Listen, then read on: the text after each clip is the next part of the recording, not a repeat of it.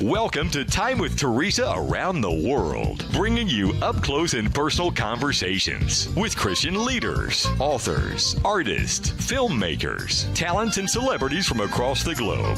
Theresa and her guests are sure to warm your heart and encourage your soul. And now your host, Theresa Westbrook.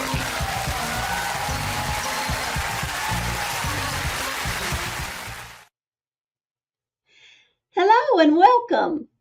Friends, you're going to want to share this program with all the teenagers you know, because today's guest is Mr. Aaron Swartzbart. Aaron is an award-winning rocket scientist and a 5-time champion race car driver. And it's a pleasure to introduce him to you today. Welcome, Aaron. What an honor to have you on the program. Thank you so much for having me. It's wonderful to be here. Well, we are delighted to have you. And man, I only briefly touched on your extensive bio, but would you go ahead and just at the top of the show, share a bit of your inspiration and your career as a rocket scientist? Well, it's very interesting. Sometimes good parenting means being hated for a while if you know you're doing the right thing, being hated by your own children for whom you're sacrificing. I came out the womb hardwired for a number of things. Among them were math and science. I was very gifted from the start, but I was hardwired for other things. I hated math and science. I wanted to be a race car driver or a rock star pretty much all my life. I never wanted to be in the sciences, but my parents pushed me in that direction, seeing that I was gifted for it and believing that a career in engineering or science would do more for me than being a starving artist, an aspiring rock star, or a broke race car driver or something like that. So I'd love to tell you I was so inspired to be a rocket scientist when I was 6 years old, but this crazy wild ride with, just an absolutely charmed career as a rocket scientist, 40 years of loving what I do, 40 years in the space program, putting William Shatner into space at 90 years old. How cool is that? I'm not 90. He was 90 when we put him in space. And importantly, having the funding to be able to produce my own movies, my own music, to have a successful racing effort. All of this stuff has come from the fact that my parents pushed me in the direction in which they saw gifting that was practical and it could set me up for success in the long term, even though I hated my dad for forcing me to do extra algebra homework in junior high. I don't hate him anymore. I thank him now. He's gone, but I recognize what they did for me. Awesome. Well, I don't know how many people can say that they helped put the Star Trek star William Shatner up into space and get him back safely. Oh my goodness. Yeah. So that's crazy. Of course, I grew up with Star Treks. I was a Trekkie. I wasn't the Star Wars person. I was the Star Trek person. Yes. Oh, well, can you tell us a little bit more about your career as a rocket scientist? Now, I have to admit, you are the very first guest I've interviewed that has been a rocket scientist, and it kind of intimidated me a little bit. I thought, oh my goodness, am I going to even be able to interview him? So tell us more about that. Right. So it's really very funny. I have degrees in physics and theology. The physics degree, of course, is what has spawned 40 years of becoming the world's expert in my tiny niche. On a space shuttle, on New Shepard, on which we launched William Shatner, a moonshot, the space station, any of these things. There are so many parts. There's so much complexity that you end up with very specialized niches. There could be 10,000 different experts on one vehicle, where each expert is an expert on one nut or one bolt or one washer or something like that. I'm exaggerating slightly, but it's not much of an exaggeration. When you wrap aluminum foil around a stick of dynamite and put an ant on top of that stick of dynamite, and that ant is your loved one, and you light the fuse and you hope for the fire to all come out the bottom instead of blowing out everywhere and killing the ant, that's a very dicey proposition. That's highly risky, very complex. So that's essentially what we're doing. We put astronauts on top of a rocket. I am the world's expert in speed and proximity sensors for liquid rocket engine turbo machinery. And I joke about this a little bit, but it's not much of a joke. The expertise that I've developed over the last 40 years, I've written the curriculum, I've trained 100 other engineers, I have dozens of innovations and a number of patents and stuff in this area, and important failure analyses related to life and death for astronauts. That technology itself is actually nothing more than a child's science project, like you'd have in a 6th or 7th grade science fair. A coil of wire wrapped around a rusty nail, basically, wound around a rusty nail. It gets a little bit more elaborate when it's in a piece of turbo machinery the size of a small block Chevy that is converting 50,000 horsepower. And that's not the engine. That's just the fuel pump for the engine. And it's plus 2,500 degrees Fahrenheit at one end, minus 400 something Fahrenheit at the other end. It's going 45,000 RPM. There's vibration on the little gadget that's tantamount to like a jackhammer on a Rolex watch. And if it doesn't work perfectly 100% of the time, astronauts die. And while nobody seems to care very much if 65,000 people are killed by drunk drivers a year, or if 700,000 babies are murdered a year, if 7 astronauts die and your name is on the little widget that caused it, that's highly consequential in the court of law and in the court of public opinion. So that little child science project of, a coil of wire wrapped around a rusty nail, I say that colloquially, that is not such a trivial thing when put into this context. And without really planning on it, my life has been an exercise in probabilistic career trajectory. None of this was the result of careful planning. All I ever wanted was to be a rock star or a race car driver. My life's trajectory has brought me to the point where I'm the world's expert in this little gadget that really, really matters sometime when you do things like putting a 90-year-old William Shatner into space. Yes. Wow. Now, how many are you still currently working and involved with your career in rocket science, being a rocket scientist? To an extent, I'm semi-retired. And I'm always interested in doing anything fun or interesting, part-time or temporary. I'm not willing to quit the ministry. I don't believe God is calling me to quit the ministry and go back to work full-time. So I left the space program in 2012 to devote the rest of my life to unpaid community service. The ministry is a labor of love. I was blessed to be able to retire early to spend the rest of my life serving others with this unique calling. But then I got enticed back in 2020 with Blue Origin. You may or may not be aware, your viewers may or may not be aware, the space program for many, many years, the heyday of the space program, it was the playground of congressmen and retired fighter jocks and admirals and such. And there was generally never enough money to do much of anything. The federal budget for space exploration is very, very tiny percent of the total federal budget. And then it morphed into the playground of rock star investors, Jeff Bezos, Elon Musk, and Sir Richard Branson. And all of a sudden, all kinds of really cool stuff is happening in the space program because these investors, they're either better funded than Congress ever was for this endeavor, or they're more willing to take a risk, or perhaps both. I don't know. So all of that to say, I got lured out of early retirement. I was insistent that I was only going to do it part-time. And yes, I'm still involved as an advisor only. I have no decision-making authority. I'm not responsible for schedule or budget or anything like that. But I'm still involved sporadically as an advisor, as the guy who's blown up a bunch of stuff, advising the youngsters who are carrying all the weight, but they don't have the experience with losing 13 astronauts and 1 civilian school teacher on their watch like I do from my experience. Wow. Yeah. Yes. Well, I kind of thought they might be keeping you around as a consultant or something Yes. with all of Yes. your expertise and skill. Yes. And, I'm never going to fly in a rocket. I'm never going to, but if I ever did, I would want somebody that really cared about it like you do. Thank you, ma'am. Thank you, ma'am. And So, interestingly, little side note, maybe this will be of use to somebody watching this show one day. If they're not in my shoes today, maybe they will be one day. not every smart cookie is creative. Creative and quote unquote intelligent and quote unquote educated. Those are three different things. There are some very creative rock stars that aren't highly educated, but they're really creative.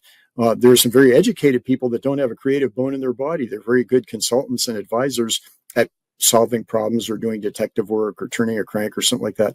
I happen to be a creative as much as I'm a smart guy. So even this late in the game, as an advisor with no decision-making authority, I'm still getting patents for my inventions. The people that I'm advising are patenting my work as we speak. So I'm still able to be creative, even though I left the day job thing, 13 years ago. Wow. Well, and I just wonder, did you ever, or have you ever had a desire to travel into space and be an astronaut? No, it's so funny. I'm fearless with a steering wheel. I'm fearless with a keyboard. I'm fearless with a microphone. I'm not so brave when it comes to heights. I don't like heights. So I would be happy to go 24,000 miles an hour on the ground, but I'm not so sure about going up there. I'm happy to wave to them from the ground. It's good for people that aren't afraid of heights like I am. Well, I knew you liked speed, so I don't know how you could get any faster than the rocket. So. Right. Well, before we move into talking more about the race car driving, is there anything else you would like to share about your career as a rocket scientist, or any advice for the young people out there, or anyone who's really into physics and things? So many things. If I could share just one thing, because we have limited time here, you may have noticed I'm chatty and passionate about my stuff. So you won't hurt my feelings if you shut me up or speed me up. But if I had to pick just one thing for the people watching that might be interested in a career in rocket science or anything else for that matter, it is this. I've concluded from 40 years of being an award-winning rocket scientist, the expert in my field, 40 years of heavy study, academia, and heavy application, putting that stuff to use, with astronauts' lives dependent upon it. I've concluded there are only three things in the universe. There are only three elements that make up the entire universe. This is going to sound absolutely heretical to you because you've seen the periodic table it's got nickel and it's got hydrogen and helium and molybdenum and selenium and argon and, carbon, all kinds of things on that periodic table. No, I've concluded the entire universe is made up of only three elements. And you know what those three elements are? Any guess? After 40 years in the space program, I will tell you: facts, opinions, and allegations. I think that everything in the universe, including the periodic table and all those other, all the elements listed in the periodic table, everything in the universe falls into at least one of those three columns: facts, opinions, or allegations. Some things could be an opinion and an allegation simultaneously. Some things could move from the opinion column to the fact column. They might move around as we learn more. You put the bag in the microwave, it has the word popcorn written on it. That's an allegation. You don't know what's in the bag yet. It's not a fact and evidence what's in the bag. It's an allegation it's popcorn. Then you turn the microwave on. It's a fact that you put it in the microwave and you turn the microwave on. You hear a popping sound. It's a fact that you hear a popping sound. You smell a buttery aroma. That's a fact. And you see the bag swell. That's a fact. But you haven't opened the bag yet. It's not a fact and evidence that there's popcorn in the bag. The notion that there's popcorn in the bag is an opinion. Now, that is an opinion that compares favorably with facts. That compares favorably with the popping sound, the swelling of the bag, and the buttery aroma. And it compares favorably with the allegation. The word popcorn is written on the bag, but it is not a fact and evidence that there's popcorn in the bag. You would be reasonable in saying, we don't know for sure what's in the bag until we open the bag. You would also be reasonable in saying, I suspect there's popcorn in this bag. What would not be reasonable is to say there's no way there could possibly be popcorn in this bag. It would be cultic to say it's not plausible that there's popcorn in the bag in the light of the factual evidence, the popping sound, the buttery aroma, and the swelling of the bag. So if I could say anything briefly that I've learned in 40 years as a rocket scientist is everything in the universe is either a fact or an opinion or an allegation or possibly several of those simultaneously. And you would do well in any career, whether you choose a career in law enforcement, whether you want to be a rap star or the president of the United States, a Marine Corps sniper, a race car driver, or even a rocket scientist or a pastor or a talk show host, you would do well to try and always be discerning as to the comparison and the contrast amongst facts, opinions, and allegations as they come into your life day by day. All right. Well, I hope they all took note of that. Thank you so much for sharing your perspective on that. That was interesting. I love that you kind of, brought it down to our level with the example of the popcorn. So thank you so much for that. I love popcorn.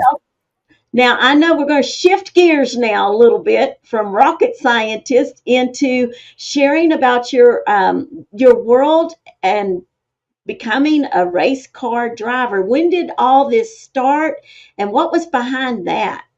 I came out the womb hardwired to turn into a Charles Manson or a Ted Bundy anytime I got a steering wheel in my hands. I don't fully understand it, but it's not inconsistent with an honest read of Genesis through Revelation. It's not inconsistent with our daily experience to note that sometimes bad people happen to good parents. I wasn't abused. There's no psychological or sociological explanation for it. It's like there was a little animal in a cage inside my heart, straight from the womb. And every now and then, people would forget to lock the cage and the little beast would get out or something like that. And that happened just to the extreme whenever I got a steering wheel in my hands. So I was either going to be a serial killer with a steering wheel. If you looked in the dictionary under road rage, there was a picture of my face, or I was going to be a race car driver. And fortunately, I ended up turning legitimate after later in life. I was 26 years old, gainfully employed, tax-paying rocket scientist. My daily commute was 90 miles an hour in surface street, 35 mile an hour rush hour traffic. I would slow down to 60 miles an hour if I had to turn left in an intersection and be right back up to 90, weaving in and out of traffic. And I did that 5 days a week, every morning and every evening. That was my daily commute. That wasn't even street racing. Crazy as a loon. I should have been locked up. I should have been dead or in prison 100 times over, even though I was highly educated, gainfully employed, tax-paying rocket scientist. And then, to make a long story short, there was kind of a turning point. I went to the racetrack. Nobody in my family had raced before. I was the first generation.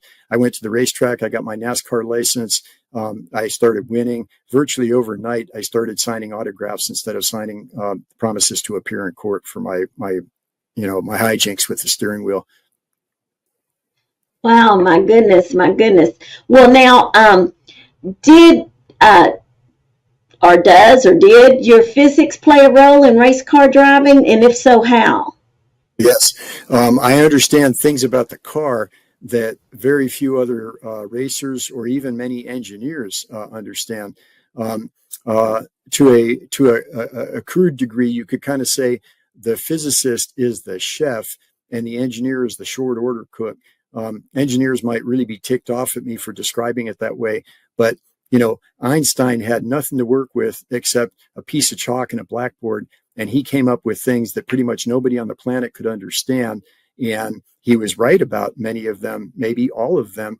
And then those things get distilled into formulas that are much more easily understood by engineers, and the engineers turn the crank and apply those formulas to things like automotive engineering.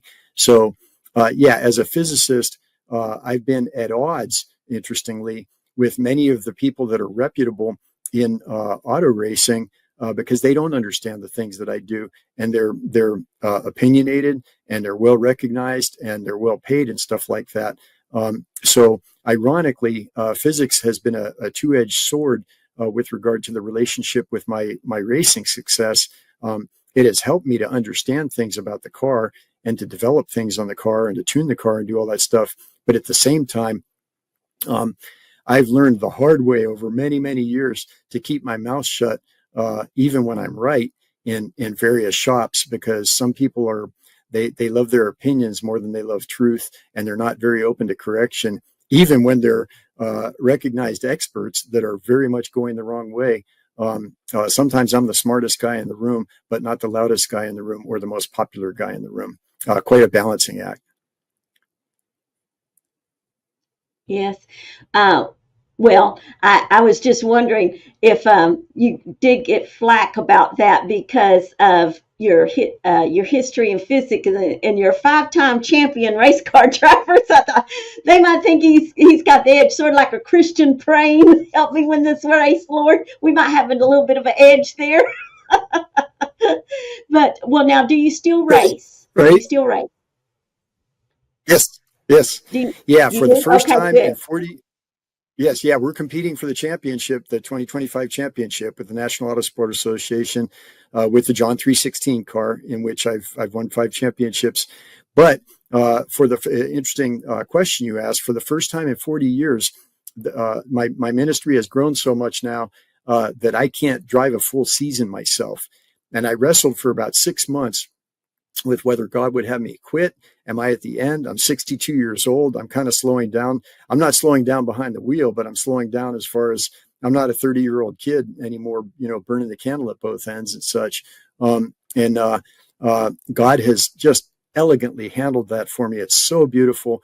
A very distinguished, well-recognized 7-time champion named Dr. Karen Salvaggio. She was a mechanic on aircraft in the Air Force for 9 years. So her car preparation and her org skills and her leadership skills are just absolutely immaculate. I'm kind of a ditzy creative for all that I've achieved. I've achieved it as kind of a ditzy creative teenager more than like a military person. I've never been in the military or anything. Dr. Salvaggio, on the other hand, she's ex-military, impeccable car prep, great driver, 7-time champion. And she's retired from the school system where her doctorate is in education, and she was the superintendent of a very large school system in California. So she has come aboard in collaboration with MotorGospel Ministries as a co-driver, and she is now competing. She's driving about half the races in her car, and I'm driving about half the races in the John 316 car. So yes, still competing, but definitely dialing it back as far as the actual hands-on driving because of how much the ministry has grown now. Wow. Happily. Yeah. Wow. Yes, that's awesome.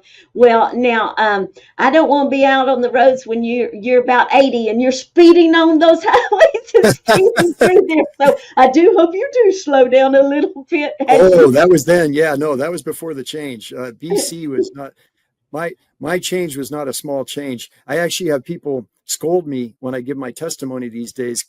They scold me for exaggerating, and I'm not exaggerating. I was when Paul talked about what life was like when he was Saul, he was not exaggerating. Yeah. Sometimes our change is a very large one. No, I drive. When I'm in the car, despite these skills that would allow me to run an inch off of somebody's back bumper without endangering them, I ask myself, how closely would I follow if Billy Graham were driving the car in front of me? How closely would I follow if my mom were driving the car in front of me? That's how I drive for the past 30 years since the change on the street. Racetrack, very different story. Yeah. Yeah, yeah. Well, now our time is quickly getting away, and I definitely want you to take a couple of minutes and share more about your non-religious community services that you offer. Mhm. So several things. And in none of this do I hide the fact that I'm a Jesus freak. I'm a Jesus freak 24/7. When a Hell's Angels goes into a bar just because he's thirsty, he's not there on a recruiting mission. He's there to quench his thirst. But don't ask him to take off his colors. So it's a little bit of a balancing act, and I think many Christians unfortunately get this wrong in both directions, according to an honest read of the Bible. The balance that I think is consistent with an honest read of the Bible is when you are doing compassion, it should be compassion, not a bait and switch, not an attractive marketing technique or something like that. It should be motivated by genuine compassion. Jesus was the picture of genuine compassion. And sometimes that meant feeding 5,000 people without making an altar call. Sometimes that meant feeding 5,000 people purely because of compassion with no other agenda. As soon as you start sneaking in another agenda, you're going up against Paul, who said, we don't employ shrewdness, but by the plain proclamation of the gospel. Paul was about being honest and being sincere in what he did. despite his saying, I became all things to all people, he in no way, in context, in no way was saying he was like a con artist with another agenda or something like that. So my interesting balance where that's concerned is when kids are sentenced by the courts to community service because they're endangering people with dangerous illegal street racing, I never bring up the gospel. I won't hide the fact that I'm a Jesus freak. They know I'm a pastor. It's on my business card and stuff. It says John 3:16 on my race car. All that. I don't take off Jesus colors for anybody, but I don't try and sneak anything in there. I don't try to pressure them to pray to a God in whom they don't believe. I don't try to pressure them to read a book in which they don't believe. None of that stuff. It's completely contextually appropriate to kids being sentenced by the courts for community service to be humiliated by us motorsports professionals at 150 to 200 miles an hour at racetracks throughout the Western United States so they can make it to adulthood without killing themselves or anybody else. Now, in that context, the Holy Spirit sometimes opens doors. The kids ask me questions. People get saved, stuff like that. But it's never a spin job. There's never anything disingenuous about it. So that is what I like to call non-religious benevolence in the community, even though it's all motivated by the love of Christ, of course. And then the other thing is, whenever Boeing or anybody like that would send me into the schools, for 20 years, they would send me into the schools to speak motivationally to young people about math and science. I would keep it contextually appropriate. I was there to talk about math and science, not to preach the gospel, even though I wouldn't hide my faith. My non-religious type of community service involves a lot of STEM education, math, science, helping kids make it to college, career counseling, employment counseling, all kinds of things like that. That's awesome. Well, now we only have about maybe a minute and a half, but I think it's very important because we've got parents and grandparents who's going to be watching this program, and I think they would benefit from some quick tips on keeping their teenage drivers safe. Can you offer them some help quickly? Yes. The probably the single biggest how to say it, the most impactful, if we have only a minute and a half or less now, the most impactful thing is reaction time is finite. No matter how good you think you are, you're not that good. I'm not that good. Your reaction time is finite. It takes you the blink of an eye, a minimum of the blink of an eye, 250 seconds just to move your foot from the gas to the brake. And then from the time you hit the brake, depending on how fast you're going, the car could take several hundred feet to stop. So if you think of no matter how good your teenager thinks he or she is playing video games or whatever like that, nobody can react. No human being can react faster than around 250 milliseconds when moving a quarter of a second, a blink of an eye, when moving the foot from the gas to the brake. If that teenager is on a cell phone and trying to read a message, your eyes are off of the road. You're driving blind for much, much more than the blink of an eye. You could be driving blind easily for 3 to 5 seconds. And at speed, 3 to 5 seconds, you could go 3 football fields. That's not an exaggeration. You go 3 football fields driving blind. My niece was permanently disabled in the prime of life, 16-year-old kid, headed for the Marines, headed for law enforcement, smart kid, had everything going. And some ditzy teenager on a cell phone ran her over in a crosswalk. And her life will never be the same. And that teenager can never take that back. That will haunt the teenager for life. It certainly haunts my niece for life.